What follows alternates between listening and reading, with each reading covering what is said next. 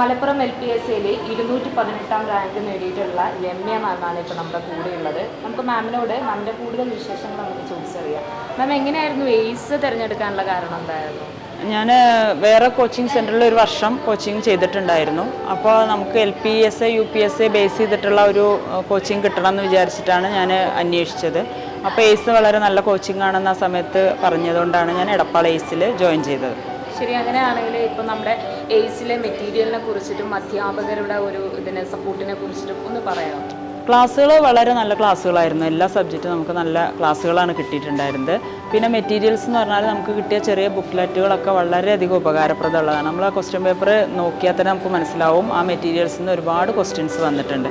അപ്പോൾ അതൊക്കെ നന്നായി വർക്കൗട്ട് ചെയ്ത ഒരാൾക്ക് നല്ല റാങ്ക് നേടാൻ പറ്റും. ഒരു ദിവസം എത്ര നേരം നമ്മൾ പഠനത്തിന് വേണ്ടി ചെലവഴിച്ചിട്ടുണ്ട്? ഞാനൊക്കെ കുറച്ച് കുറവായിരുന്നു. നമ്മൾ കുടുംബിനികൾ, ഫാമിലി, അങ്ങനെയുള്ള കാര്യങ്ങൾ എത്രയും നേരം നമുക്ക് പറ്റാവുന്നിടത്തോളം സമയം ചെലവഴിക്കുന്നത് വളരെ നല്ലതാണ്. വർക്കൗട്ട് ചെയ്ത് ക്വസ്റ്റ്യൻ പേപ്പേഴ്സൊക്കെ ചെയ്യുന്നതൊക്കെ വളരെ നല്ലതാണ്. അപ്പോൾ മാക്സിമം ഒരു 6-8 മണിക്കൂർ വരെയൊക്കെ നന്നായി വർക്ക് ചെയ്താൽ നല്ല റിസൾട്ട് കിട്ടും. ഇപ്പോൾ ഒരു അധ്യാപികയായി അതും ഗവൺമെൻറ് സർവീസിൽ തന്നെ അഡ്വൈസ് വന്നിട്ടുണ്ടാകും. അപ്പോൾ ഇനിയൊരു BEd എടുക്കുന്ന കുട്ടികളോട് അല്ലെങ്കിൽ ഈ ഒരു എക്സാമിന് വേണ്ടി പ്രിപ്പയർ ചെയ്യുന്ന കുട്ടികളോട് മാമിന് എന്താ പറയാനുള്ളത്? ഇപ്പോൾ നമ്മൾ പഴയ പാറ്റേൺ പോലെയല്ല, ഒരുപാട് മാറ്റങ്ങൾ വരുന്നുണ്ട്. ഇപ്പോൾ മലയാളമൊക്കെ LPSAയിലൊക്കെ മലയാളം ഇൻക്ലൂഡ് ചെയ്തു എന്ന് പറയുന്നു. അപ്പോൾ ഒരുപാട് മാറ്റങ്ങളുണ്ട്. ഇംഗ്ലീഷ് ഒക്കെ കുറച്ച് കൂടുതലായിട്ട് വരും.